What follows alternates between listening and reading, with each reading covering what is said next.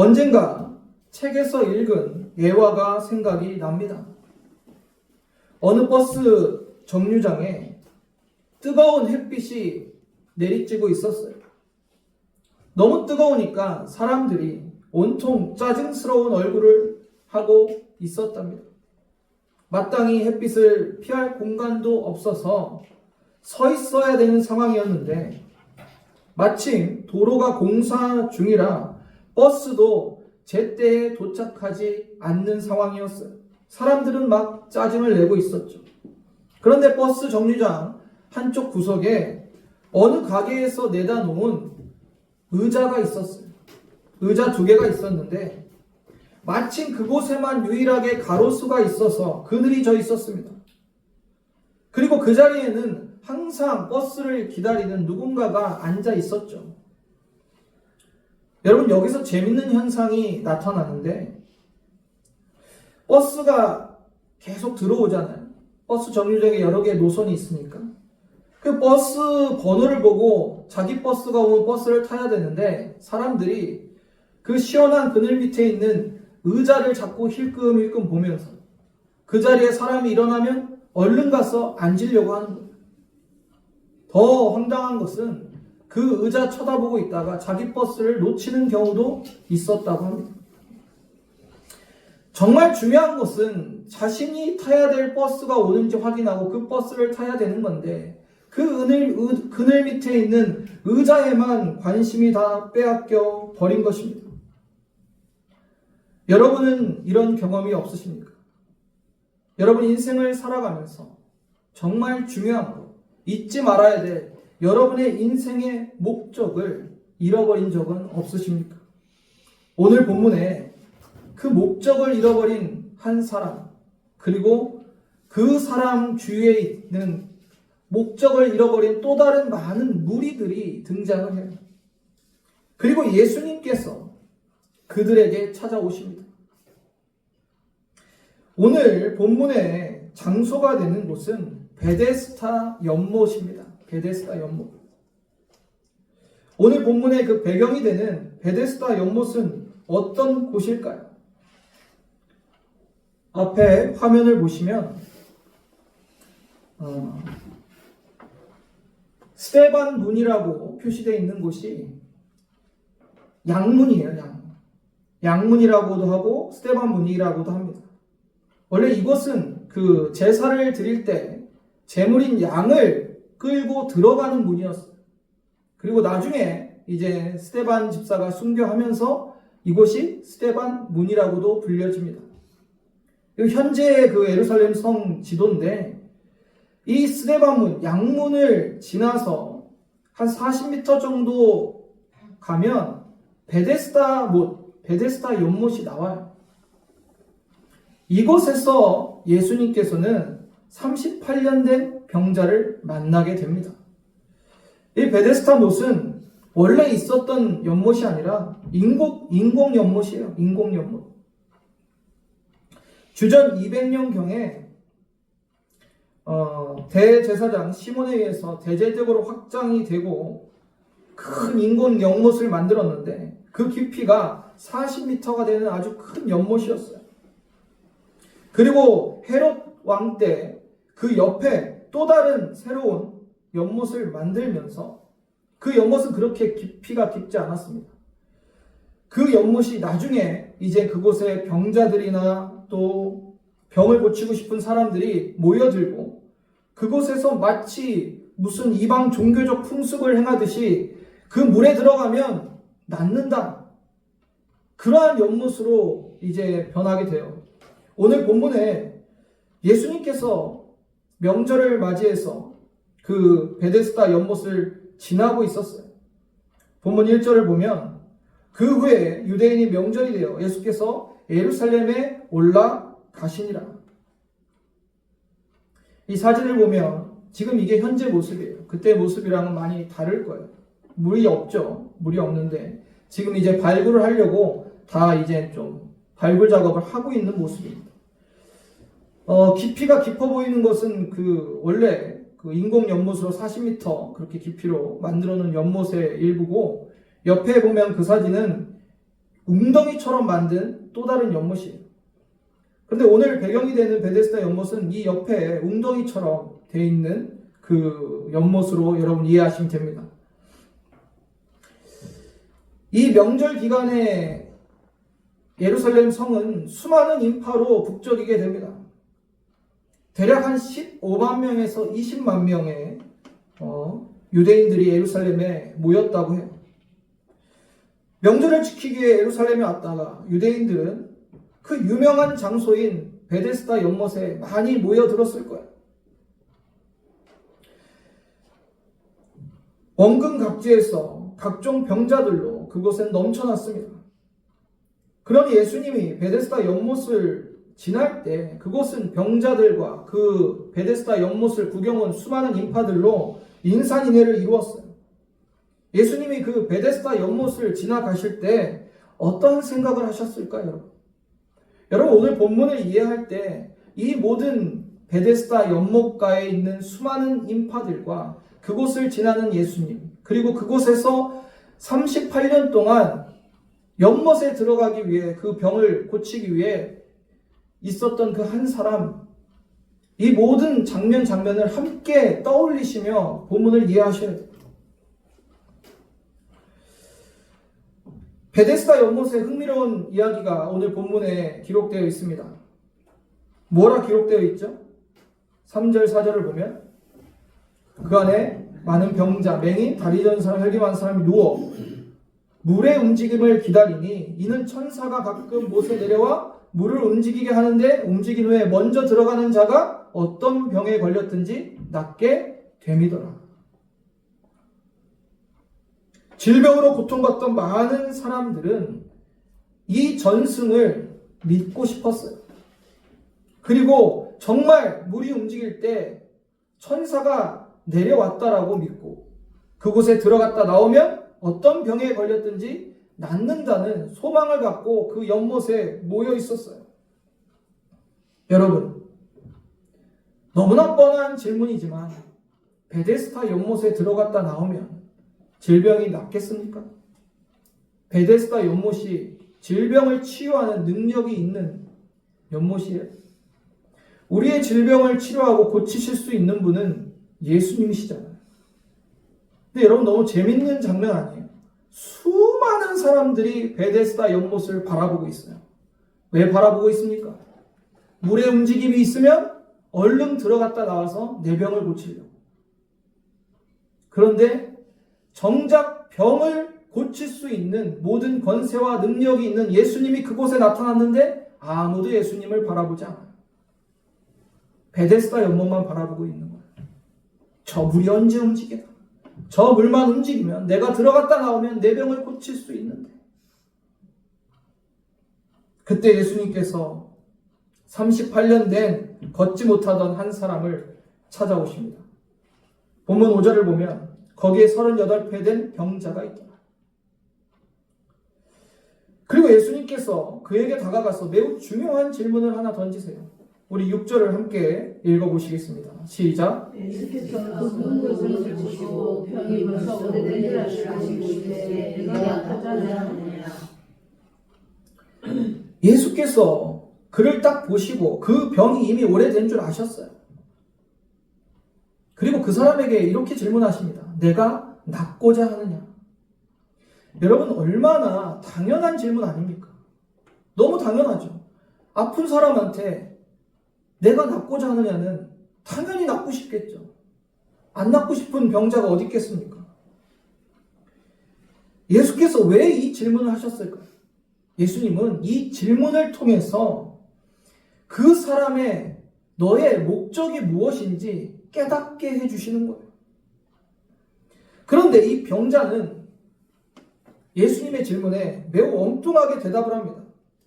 우리 한번 7절 같이 읽어볼까요? 시작. 병자가 대답하되 주여 물이 움직일 때 나를 못에 넣어주는 사람이 없어 내가 가는 동안에 다른 사람이 먼저 내려가나이다.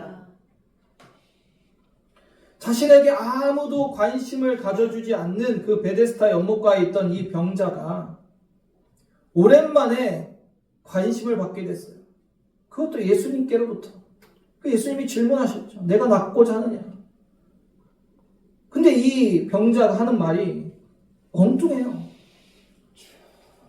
내가 물이 움직일 때 들어가려고 하는데 내가 제대로 걷지 못해서 내가 가는 동안 이미 다른 사람이 먼저 들어가 버린다는 거예요. 그게 너무 억울하고 내가 왜 저기를 못 들어가는지 답답하고 예수님 앞에 지금 하소연하고 있는 거예요. 하소연. 자신의 질병이 오래됐고 이 질병이 낫고 싶다고 주님한테 말씀을 드려야 되는 게 맞지 않을까요?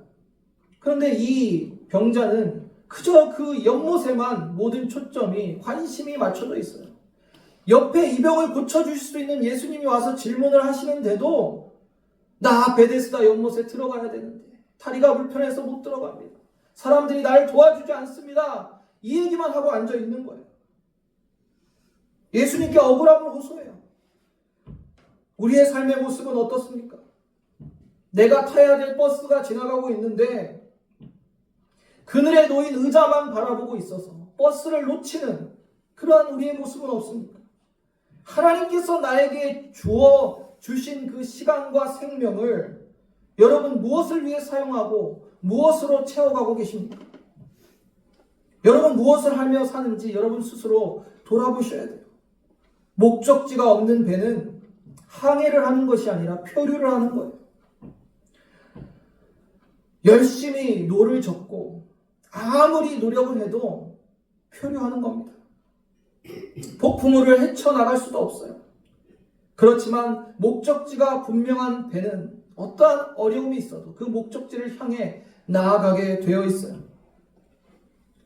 우리의 삶의 목적이 무엇입니까? 1640년대 영국 웨스트민스터 총회에 작성된 신앙 교리집인 웨스트민스터 소유리 문답이라는 게 있어요. 여기에 첫 번째 제1문이 이겁니다. 사람이 제일 되는 목적이 무엇이냐? 사람의 제일 되는 목적이 무엇이냐? 그 답이 이렇습니다. 사람의 제일 되는 목적은 하나님께 영광 돌리고 그를 영원토록 즐거워하는 것이다. 너무나 당연한 진리죠, 여러분. 그런데 우리가 하나님께 영광 돌리는 것에 대해 우리의 오해가 좀 있어요. 좋은 대학 가고 좋은 직장에서 일하고 세상에서 성공해서 하나님께 영광 돌린다는 그러한 착각이 있는 거예요. 여러분 우리가 기억해야 될 중요한 사실은 무엇이냐면 하나님은요 여러분이 무언가 보태드려야 영광스러운 분이 아니에요. 무언가 여러분이 더해드려야 영광스러운 분이 아니라는 거죠. 우리의 도움이 없어도 하나님은 영광 그 자체세요. 하나님의 영광은 전혀 변하지 않습니다. 영원한 영광입니다. 물론 우리가 주님의 일을 하면서 복음을 전하면서 하나님께 영광 돌릴 수 있어요. 그런데 우리가 교회에서 봉사를 해도 주의 일을 하면서도 하나님의 영광을 위해서 무언가 한다고 하면서도 우리 안에 주님을 사랑하는 마음이 없고 기쁘고 즐거운 마음으로 하지 못한다면 하나님이 영광 받으시겠습니까? 그렇지 않다는 거예요. 때로는 우리가 목적을 상실한 채 지금 내가 주의 일을 한다는 이유로 열심히 그 일만 하고 있는 경우가 얼마나 많은지 몰라요. 교회에서 봉사할 때도 마찬가지. 봉사하면서도 짜증스럽게 한다거나 마지못해 한다거나 하나님 영광 받으시겠습니까? 하나님께서 가장 영광 받으실 때는 당신의 사랑 가운데 창조한 우리가 하나님을 전심으로 사랑하면서 하나님으로 말미암아 기뻐하고 즐거워할 때 가장 큰 영광을 받으세요. 여러분이 뭔가를 보태드려야 하나님 영광 받으신다고 생각하지 마세요. 내가 아무리 작은 일을 봉사하고 주의 일을 섬긴다 할지라도 여러분 기쁨으로 하고 즐거움으로 하고 하나님 사랑하는 마음으로 하셔야 영광 받으신다. 오늘 본문에 예수께서 38년 된 병자에게 찾아왔을 때 주님이 왜 내가 낫고자 하느냐라는 질문을 하셨겠어요? 그가 낫기를 원하는지를 몰라서 질문하신 거 아니잖아요. 주님은요, 아마 이걸 원하셨을 거예요. 사마리아 여인을 만났을 때처럼 그 병자가 주님을 만나고 기뻐하고 즐거워하며 뛰며 주님을 바라보기를 원하셨을 거예요. 아마 올바른 대답은 이거였을 것 같아요. 예수님, 내가 당신을 만났으니 나는 이제 더 이상 연못을 바라보지 않겠습니다. 주님을 바라봅니다. 내 병이 38년이나 되었지만 오늘 나는 주님을 만나 기쁘고 행복합니다. 제가 병을 낫기를 원하는 것을 주님이 아시나이다. 모든 능력이 주께 있음을 믿습니다. 나를 불쌍히 여기소서. 이렇게 대답을 했어야 정답에 가깝지 않았을까? 사랑하는 성도님들, 하나님께서 나에게 생명 주시고 시간 주시고 인생을 허락하신 이유가 무엇인지 생각해 보세요. 내가 이익을 다투고 사소한 것에 불평불만을 하고 하나님께서 나에게 주신 그 인생의 목적을 내팽겨치고 있지는 않은지, 예수께서 이 병자에게 내가 낫고자 하는 질문하신 것은 그 병자에게 네 인생의 목적이 무엇이냐라고 질문하는 것과 같아요. 우리의 삶의 목적을 다시 찾기를 원하시는 주님의 요청임을 여러분 기억하시길 바랍니다. 저와 여러분에게 주님이 오늘 이렇게 질문하실 거예요. 내 인생의 목적이 무엇이냐? 여러분 무엇이라 대답하겠습니까? 하나님의 영광을 위해 산다라고 말은 하지만 내 신앙의 여정의 모습은 어떻습니까? 어느새 그 하나님의 영광이라는 그 목적은 상실해버리고 연못가만 바라보고 있는 내 삶의 모습은 없습니까? 굉장히 여러분 주의하셔야 돼요. 겸비하셔야 됩니다. 우리는 세상 속에서 하나님의 자녀로, 하나님의 백성으로 살아가고 있어요. 세상에서 우리는 일도 하고 사업도 하고 분주하게 살아요. 그런데 어느 순간 내 일이, 내 사업이, 나의 분주함이 내 온통 관심사가 되어버린다면 우리 인생의 목적을 잃어버린 거예요. 세상 사람들 속에 휩쓸려 목적을 잃어버리고 사람들이 쫓는 건 나도 쫓고 그들이 바라보는 건 나도 바라보고 그러고 있지는 않습니까? 베데스다 연못의 그 수많은 사람들이 예수님 바라본 거 아니라 확인되지도 않은 그 전승을 듣고 그 베데스다 연못만을 바라보고 있지 않았습니까? 주님의 마음이 어떠했을까요? 또 하나님을 사랑하고 하나님으로 기뻐하고 즐거워하는 것이 아니라 다른 것 사랑하고 다른 즐거움도 찾아가는 그러한 모습으로 산다면 우리가 하나님의 영광 돌려드리는 그러한 인생의 목적을 잃어버린 것과 같습니다. 여러분 너무 분주하게 살아가지 마세요.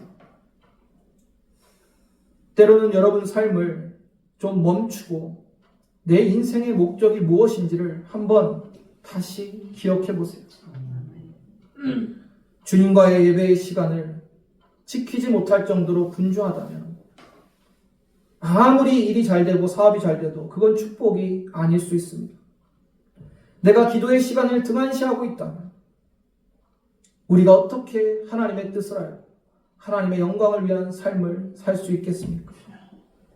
여러분 삶 속에 주님을 더욱 사랑하고 주님을 기뻐하고 즐거워하며 하나님께 영광 돌리는 우리 인생의 참 목적을 찾으시기를 주님의 이름으로 축원합니다.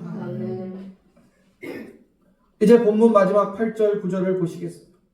예수께서 이르시되 일어나 내 자리를 들고 걸어가라 하시니 그 사람이 곧 나와서 자리를 들고 걸어가니라. 이날은 안식일이니. 오늘 본문을 자세히 살펴보면 이 38년 된 병자가 믿음이 있어서 고침을 받는 근거가 없어요. 그런데 예수님께서 이 병자를 어떻게 해요? 고쳐주십니다. 예수님이 고쳐주시고 이적과 표적을 행하실 때 크게 두 가지 종류의 사람이 있어요. 첫 번째 종류의 사람은 믿음이 있어서 그 믿음을 보고 예수님이 고쳐주시는 거고, 두 번째는 믿음은 없는데 그냥 은혜로 고쳐주시는 경우가 있어요. 오늘 본문의 38년 된 병자는 그냥 주님의 은혜로 고침을 받습니다. 내가 낫고자 하는데 엉뚱한 베데스다 연못에 물이 움직임이 있어야 내가 그곳에 들어가야 되는데 그거 못 들어간다고 하소연하는 게 믿음입니까? 믿음이 있어서 고침받는 게 아니라 예수님이 은혜로 고쳐주세요. 그런데 이 고쳐주시는 예수님의 이유가 있었어요. 예수님이 이 병자를 이렇게 고쳐주신 것은 그에게 지금 믿음은 없지만 이제 믿음을 갖고 나를 바라보라라는 주님의 뜻이 있었던 거예요. 베데스다 연못가에 38년 된 병자를 치유한 것에 대해서 이제 9절부터 논란이 좀 발생이 됩니다. 왜 논란이 발생했냐면 예수님이 이 병자를 고쳐준 그날이 안식일이었고 유대인들 입장에서는 안식일에 병자를 치유하는 것이 그 규정에 어긋나는 것이기 때문에 왜 안식일에 사람을 고치냐라고 예수님께 따져묻고 비난합니다. 여러분, 유대 종교 지도자들의 모습을 보면 그들은 믿음이 없어요. 율법과 규례들은 잘 지키고 많이 아는데 정말 하나님에 대한 제대로 된 믿음이 없었어요. 그들은 하나님의 말씀, 그 말씀을 주신 목적과 이유에 이제 관심이 없습니다. 형식과 외식주의에 빠져서 그 율법을 그저 지키는데, 그리고 내가 이렇게 율법을 많이 아는 것 드러내고 자신들 영광 받는데 더 초점을 맞추고 있었어요. 그들이 그렇게 목숨처럼 소중히 여기는 그 모세오경, 그 율법을 하나님이 주신 목적이 무엇입니까? 가장 중요한 목적은 그 모세오경을 통해서 예수 그리스도가 증거되기를 원하셨을 거죠. 그거 모르잖아요. 예수님이 눈앞에 있는데도 그 모세오경, 그들이 그렇게 중요하게 여기는 그 말씀에서 증거하고 있는 그 메시아 예수님이 눈앞에 있는데도 알아보지 못한다. 왜 안식일에 사람 고치냐고 예수님께 따지고 있는 게 유대 종교 지도자들이에요. 여러분, 재밌는 이야기 하나 해드릴까요? 유대인들은요, 안식일에 하지 말아야 될 게 너무 많아요. 씨를 뿌려서도 안 되고요, 밭을 갈아서도 안 되고, 빨래해서도 안 돼요. 또 불을 끄지도 못해요. 그리고 소금도 칠 수 없어요. 머리털도 밀 수가 없습니다, 안식일에. 등등 많은 금지 사항이 있어요. 제가 들은 얘기인데, 예루살렘에 사는 한 기독교인이 안식일에 유대인이 찾아왔답니다. 급하게 문을 두들겼다. 그래서 문을 열고 나가니까 그 유대인이 좀 나 좀 도와달라는 거. 무슨 일을 도와드릴까 했더니 우리 집 가스불 좀 꺼달라는 거. 안식일이라서 못 끈대. 재밌지 않습니까? 유대인들은 그토록 안식일의 금지사항은 목숨처럼 지키려고 해요. 예수님이 안식일에 대해서 모르셔서 안식일에 그런 표적을 행하셨을까요? 누가복음 6장 5절을 보면 6장 5절을 보면 또 이르시되 인자는 안식일의 주인이라 하시더라. 예수님이 안식을 주신 하나님이시고 예수님이 안식일의 주인이세요. 예수께서 창조주이시고 구원자이신데 이 안식일의 주인으로서 그들에게 안식일이 무엇인지 몰라서 이러한 표적을 행하신 게 아니지 않습니까?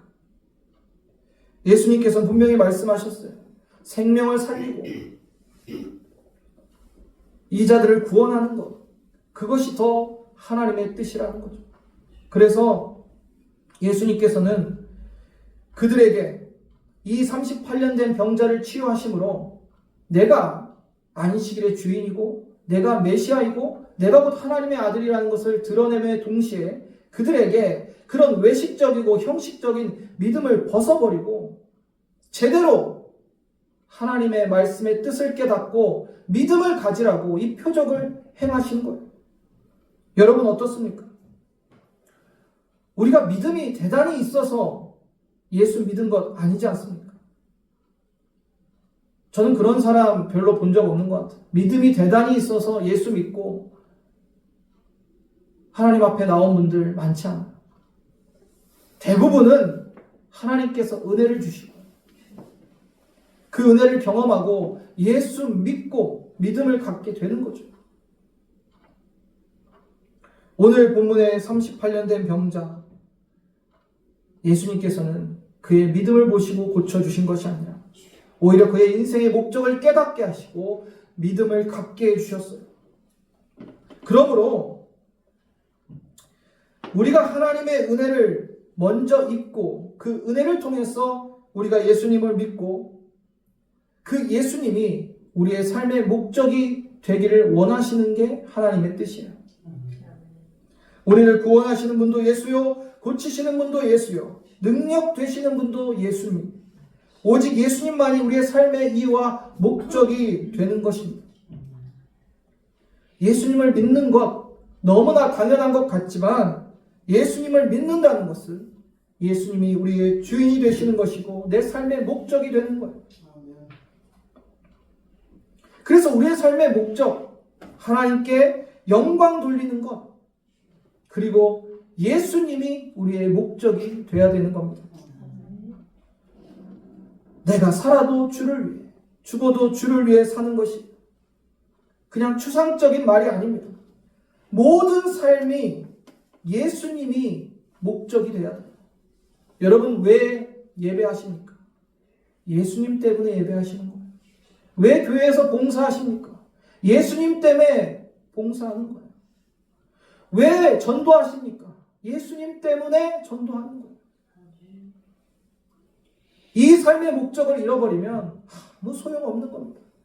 아무리 봉사 많이 해도 전도 많이 해도 예수님 때문에 하지 않은 것은 의미가 없어요. 내가 예수님께 속한 주님의 것이라면 오직 예수님이 내 삶을 통치하시고 예수님께 굴복하고 그분의 인도하심을 따라 살아가는 것이 참된 삶의 목적을 아는 자의 믿음의 모습일 것입니다. 외식적이고 형식적인 이 유대 종교 지도자들은 이러한 삶의 목적을 잃어버렸어요. 예수님에 대한 예언의 말씀을 해석할 줄은 알았지만 예수님을 알아보지도 못하고 믿지도 못했어요. 하나님의 이름을 팔아 자신의 영광은 구했지만 그들은 그들 안에 하나님의 사랑이 없었고 그 사랑을 실천하지 못했어요. 예수님께서 이 38년 된 병자를 고치면서 그것 깨닫게 해주시는 겁니다. 안식일에 이거 하지 마라 저거 하지 마라 지키는 게 중요한 게 아니라 하나님의 사랑으로 생명 살리는 게 중요한 거예요. 왜 너희는 그런 외식주의에 형식주의에 빠져 있느냐라고 안타깝게 그들의 삶의 목적을 다시 깨우쳐 주시는 거예요. 베데스다 연못가를 찾아오는 예수님, 자신의 삶의 목적을 다 잃어버린 채 그 연못만 바라보며 살고 있었던 그 병자에게 삶의 목적을 다시 깨우쳐 주시고 그리고 그의 병을 고쳐주시고 예수님을 바라보게 하시고 믿게 하신 은혜를 베푸세요. 사랑하는 성도님들, 여러분 삶의 목적을 상실한 채 살고 있는 모습이 나에게는 없는지 돌아보시기 바랍니다. 오늘 주님이 내 삶의 목적이 무엇냐라고 질문하실 때 여러분의 대답이 준비되어 있어야 돼요. 주님의 음성에 귀를 기울이시기 바랍니다. 여러분의 삶을 허락하신 분도 주님이시오. 여러분의 주인도 우리 주님이십니다. 은혜 주신 이유도 기억하고 내가 정말 하나님을 사랑하며 그분으로 말미암아 기뻐하며 즐거워하며 하나님께 영광 돌리는지